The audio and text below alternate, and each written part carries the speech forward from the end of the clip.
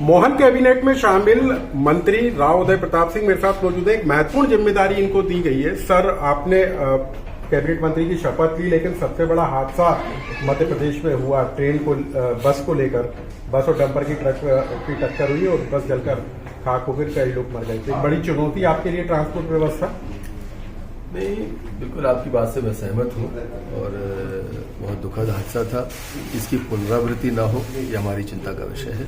और माननीय मुख्यमंत्री जी ने बड़ी संजीदगी का परिचय दिया और तुरंत मौके पर जाकर चीज़ों को ठीक करने का काम किया। आवश्यक दिशा निर्देश भी दिए और बड़े निर्णय भी उन्होंने किए हैं और हम इस पर काम करेंगे। आगे से इस तरह की घटनाएं ना हो, इस बात की चिंता डिपार्टमेंट जरूर करेगा। सर, लेकिन अवैध परिवहन अभी भी बड़ी समस्या है, क्योंकि जब 3-4 दिनों में कार्रवाई हुई उसके बाद पता चला कि बिना परमिट के गाड़ियां दौड़ रही हैं। तो ऐसे में नहीं लगता कि एक बहुत बड़ी चुनौती है? और क्या प्राथमिकता होगी? क्या बिना परमिट वाली गाड़ियां सड़कों पर दौड़ती हुई नजर आएंगी हमको? कोई भी अवैध काम या गैर कानूनी काम, मुझे लगता है उसके लिए कोई स्थान इस सरकार में नहीं है और जो न्याय संगत निर्णय होंगे वो भी किए जाएंगे। आवश्यकता पड़ेगी तो सख्ती भी होगी, लेकिन लोगों की जान के साथ खिलवाड़ ना हो, इस बात की चिंता माननीय मुख्यमंत्री जी के नेतृत्व में हम सब करेंगे। लोगों का ट्रांसपोर्ट यानी कि आवाजाही आसान हो, सरल हो, इसको लेकर कोई प्राथमिकता आपकी कि कैसे पूरे प्रदेश में व्यवस्था को, परिवहन व्यवस्था को सुधारेंगे?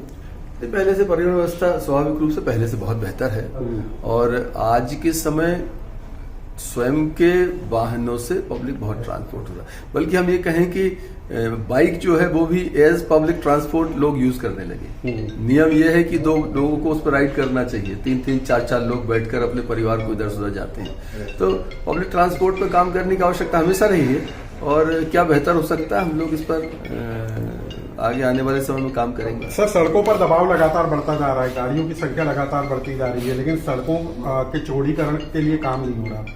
इस देश में जितना काम पिछले 10 वर्षों में सड़कों पर हुआ है, आजाद भारत में पहले कभी नहीं हुआ। आज आप इस बात को जानते हैं कि लाखों करोड़ के टेंडर्स फ्लोट हैं देश में, सड़कों पर काम हो रहा है और मध्य प्रदेश तो एक आदर्श राज्य है जहां पर सड़कों का जाल बिछा हुआ है।